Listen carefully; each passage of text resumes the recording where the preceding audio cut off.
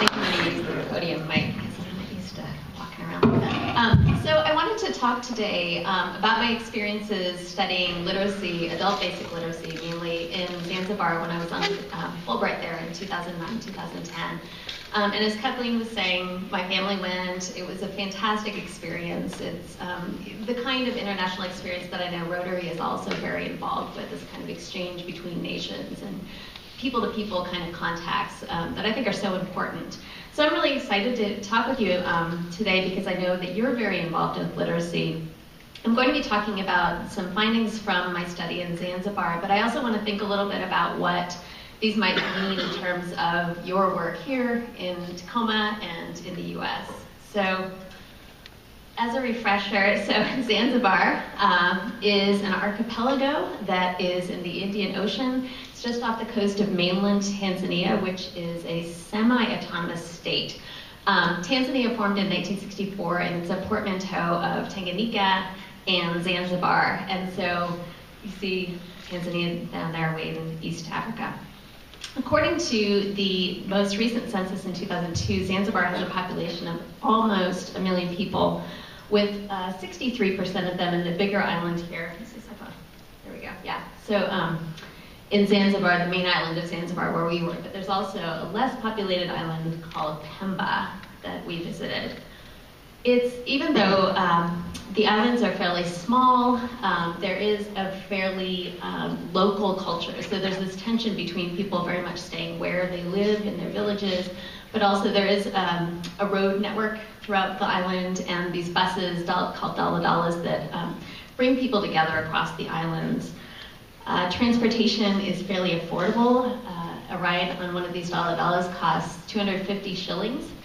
Which may sound like a lot of money until you see the currency in Zanzibar. So 250 shillings when we were there a few years ago was about 17 cents. So the inflation is really outstanding. So many people in Zanzibar do have this very strong sense of local culture, and that's very much in tension right now with the role of tourists in Zanzibar. So I'm thinking about the Lanai Hotel. There's many versions of those in Zanzibar. So 2011, the New York Times described Zanzibar as being one of the 41 places to go in 2011 with the tagline, "On an African Isle, luxury lures the après safari set." And so their recommended hotels, one of them is on the left here, was 10 times the cost of many people's annual income, so for one night there. So there's really two Zanzibars. So there's on the left where tourists stay, very upper echelon tourists. On the right, there's a pretty typical nice home in a village. And then you see here too, so from the air you can see that there's the beautiful, too fast. So there's this beautiful place for snorkeling and seeing fish, tropical fish, but then a lot of where people are is very crowded, dense, lots of very low income housing all over the place. We sort of lived in the middle. This was our Zanzibar. So you see here, this was our neighbor, Muna, and her son, Yaya, my son, Calvin, here's me, my husband, and our other son, and this is the house that we lived in. We had one of the second floor of that building. So why did we go to Zanzibar? It seems like sort of a strange place to up and take a couple of elementary school kids. We went because I was interested in literacy research. I do research on adult basic literacy here in the United States, and Zanzibar is an interesting place. Tanzania, when it became a country, was run by the president Mwalimu Nyerere, who was a teacher before he became the president of the country, and was very, very committed to adult literacy and put tons of resources into this endeavor. So if you see, it was quite successful. So in 1978, 14 years after independence, the adult literacy rates were about 50% in both Zanzibar and Tanzania, mainland Tanzania. Then they increased through the 80s, 2002, the most recent numbers that we have from the housing censuses, 69.8% in total Tanzania, 69.8% male in Tanzania, and 72.5% in Zanzibar, which is really fairly outstanding because prior to independence, it was hovering around in the 30%. So it's really a pretty amazing amount of growth in literacy rates. However, there's a lot of controversy about what those literacy rates mean. Zanzibar is touted as being a success story in terms of UNESCO's Education for All initiative that's supposed to bring literacy to everyone, all people everywhere, by 2015. Zanzibar is seen as being a real success story, but it's complicated, as I learned. So one of the things that made me sort of really start to understand how complicated it was when I went to go register my cell phone in Zanzibar. So there's a big push for everyone to register their cell phones so that the government sort of knew who had what phone number where. It seemed fairly straightforward. I went to the phone company to fill it out, though, and there was a line that was just ridiculous, like 200 people, sex segregated, so I was in the women's line, hanging out. There's the men's line, but it was going nowhere, and this is in tropical heat. There's no air conditioning. We're just sitting there, and I'm like, why is this taking so long? I learned that, so this is, switching. So I learned that this form, which is fairly straightforward, you probably can't read it, but it's basically name, address, phone number, where do you work, that kind of thing. People were not able to fill this out on their own, and so everyone was going to the clerks at the cell phone company and having them fill out the forms for them. So I tried to speed things up a little bit. I did not speak Swahili very well at all at that time, but I was able to read. It's in English and in Swahili, and so I was able to pronounce the words in Swahili and help people around me fill out the forms. So I was really surprised by this because I figured with, 70, almost 80% literacy rate, like most people would be able to fill out a pretty basic form like this. But I learned that the phone company was not surprised. And in fact, in their 10 questions that they had about, this new policy about filling out the cell phone numbers, one of their questions was, I can't read and write, so how do I sign the document? And the answer is you can sign your document with fingerprint. So that made me sort of think, okay, this is going to be a different kind of research project than I thought it might be. So what I wanted to do was to sort of think about the UNESCO definition of literacy. And they define literacy as the ability to identify, understand, interpret, create, communicate, and compute using printed and written materials associated with varying contexts. Literacy involves a continuum of learning, enabling an individual to achieve his or her goals, develop his or her knowledge and potentials, and to participate fully in the community and wider society, which I found to be a really admirable goal. It's not about sort of testing, it's not about whether you can read some standardized test or something like that. It's really functional literacy. Like, can you do the things that you want to do in your life with literacy? So I set out with a team of researchers from Zanzibar to ask people in Zanzibar, can they do the things that they want to do with literacy? What do they do with literacy in their homes, in their religious lives, in their work lives, and for pleasure? And we asked a whole series of questions. Here's some more people from my research team. And we had two questionnaires, one in Swahili and one in English. We really could have just used the Swahili one because that's what most people wanted to use. So we had open-ended questions about communication technologies people used, television, radio, mobile phones, that sort of thing. And then some Likert scale questions about their attitudes toward the importance of literacy, as well as open-ended questions about the future of literacy in Zanzibar. And some of the kinds of questions we asked. Literate people are more knowledgeable than those who are not literate. The bottom one cannot earn a living without being literate. So we were asking people whether they agreed with these questions on a Likert scale. So it was very interesting. We got lots and lots of responses from people. For the most part, the responses were very, very positive. People found that literate people were happier. They said that it was a good thing to be literate. They said that it was an important thing for Zanzibar to be literate. But then when we got down to the specifics of what people actually did, and these are all people who were able to do some kind of reading and writing. 23% of our respondents were not able to read and write, or said that they found difficulty in their daily lives.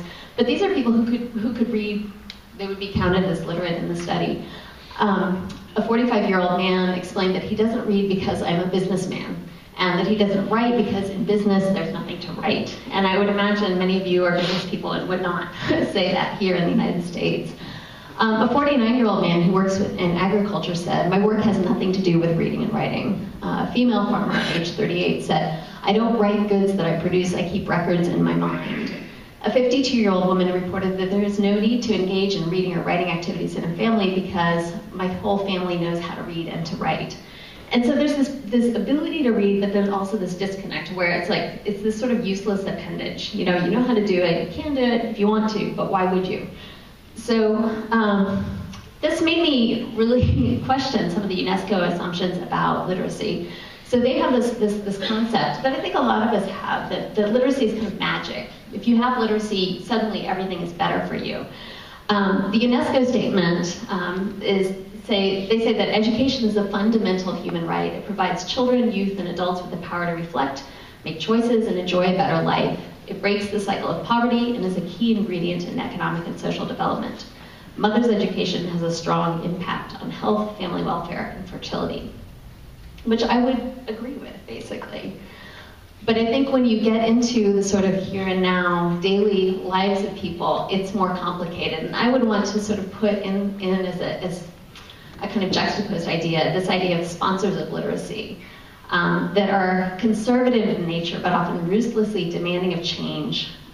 Deborah Brandt says that the sponsors carry within their material and ideological orbits multiple aspects of literacy's past and present, receiving and emerging traditions that accumulate as part of a history of contact and competition.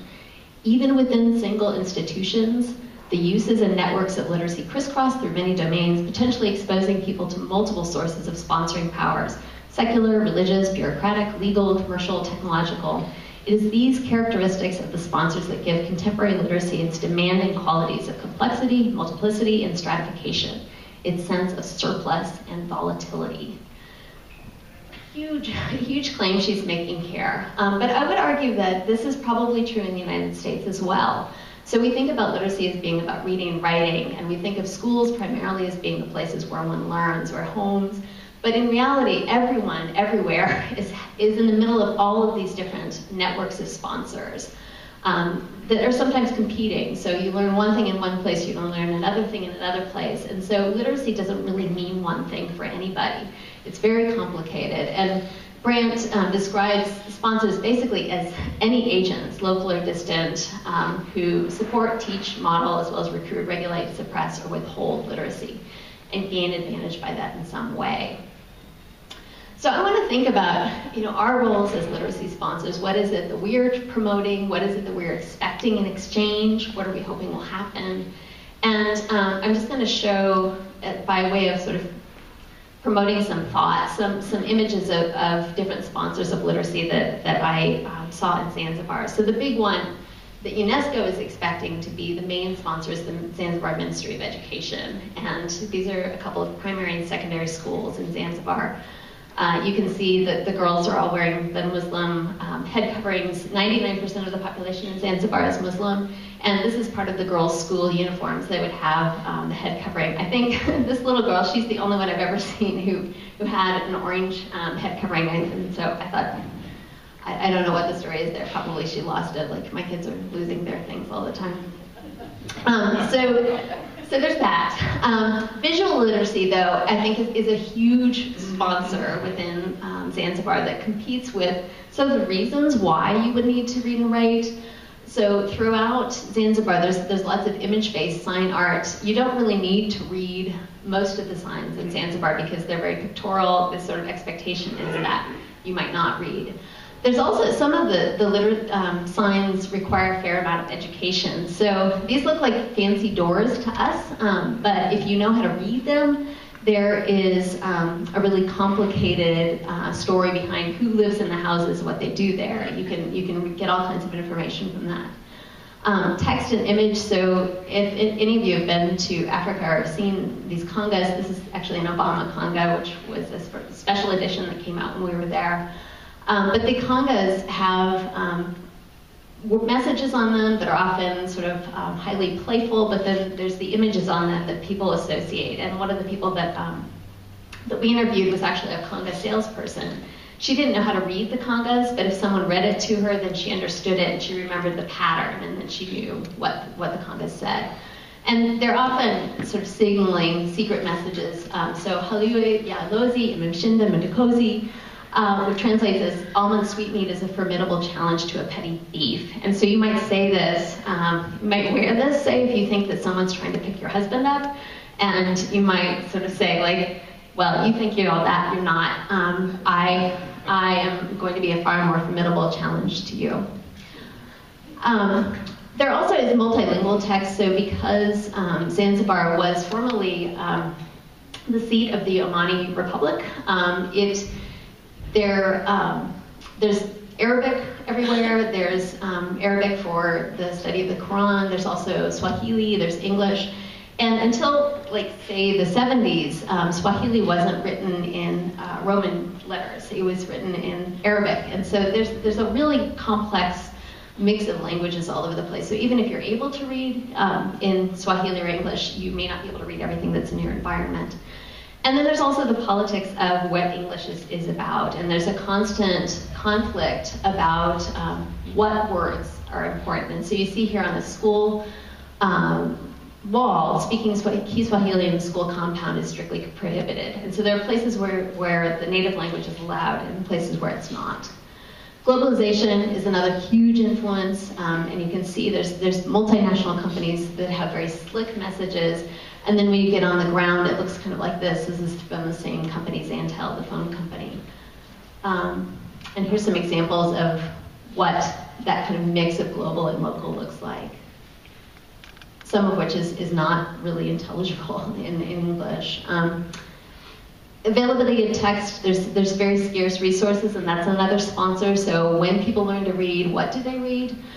This is a bookstore. Here's another bookstore. These are some of the best bookstores in town. Lessons are written on the board because kids don't have books. So the teacher copies one thing. This is the entire State University of Zanzibar library. And you'll notice that, there's a lot of multiple copies where somebody came to Zanzibar, dropped off, 10 copies of their book that they wrote, and that ends up being a big portion of the library. This was my cell phone modem. That was my connection to home. So there is that, but it's very scarce and expensive. Here's people sharing newspapers. So it gets posted in the public square and then it's read. This is a news board. So there's a lot of resourcefulness around scarce text, but that does have an impact on what literacy looks like. And then secular versus sacred. This was one of the most interesting findings from the study. So whereas people did not, for the most part, see value in reading and writing for pleasure or for work, everyone in my study read for religious purposes. And so for some people that's memorizing the Quran. For some people it's having the Quran read to them, but they consider that to be reading. So that's something to think about, and how that shapes the digital future. In a lot of people I talked with were very concerned about the mixing of sexes that happens in contemporary education. The internet was seen as being a very dangerous influence on people's literacy. And so you see all of these ways in which there's sex segregation throughout Zanzibar, and there's a fear that entering the global multilingual future might challenge culture. And so I would just really think about how what we teach is so much more complicated than we might think, and that there's not any one necessary result that comes from literacy. You have to really think about how literacy is enacting change within the very specific local culture that you're working within. So that's some things I learned from being in Zanzibar. Yeah, we have time for questions. Yeah. I was in Tanzania a few years ago, and I realized that most of Tanzania proper is Christian and Zanzibar is Muslim. And then a question relating to that, are the schools in Zanzibar largely public schools or Muslim schools? Both. And I think this is a real problem. So, so 99% of people in Zanzibar are Muslim, and there's a real tension. There's always this sort of secessionist movement. People are wanting to separate from mainland Tanzania. The kids in school, they go to school for a tremendous amount of time every day, and it's duplicative work. It's not sort of holistic and like trying to connect the religious and the secular. So kids will go to public school till about 2 o'clock, then they go to a tutor, and then they go to madrasa in the evening. So they're in school all day, but they're not learning things that are integrated. And so it's like, you learn one thing, it's completely separate than this other thing, it's completely separate than this other thing. And I think they need to be integrated a little bit more to be more meaningful. Because you get a very low level of literacy across the board. Would you say half public schools and half Muslim schools there, or is it kind of a ratio? Well, I would say 100%. I mean, because most of the kids are going to both. Okay. Yeah.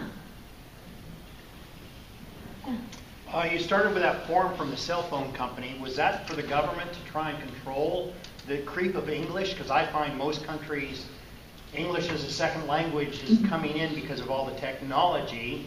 And in this case, it almost looks like they don't want it to happen. Is that? Well, there's two national languages. I mean, Swahili is the official language, but English is the language of instruction in schools, in high school and beyond. So I don't think there's debate about whether it should be that way, but I think the government isn't trying to tamp down English so much. I think that was more just to sort of figure out who has phones and to kind of keep tabs on them. And I think some of that has to do with kind of political anxiety. You know, who's there? Are there people? Are there agitators from the mainland in Zanzibar? The U.S. government is very interested in Zanzibar because of the potential for radicalization and sort of loose borders. So I wouldn't be surprised if the U.S. government was an initiator there too. Yeah. What is the main business in Zanzibar? Tourism now. It used to be fishing. There's overfishing, there's a lot of pollution, raw sewage gets dumped into the water, so the fish population is decreasing. There's overpopulation, there's a lot of deforestation on the islands, so the traditional way of life isn't really sustainable right now. But yeah, tourism is the main thing now, and that's a mixed blessing. So I think that's all the time we have for questions, but I can stick around for a few minutes after if folks want to talk.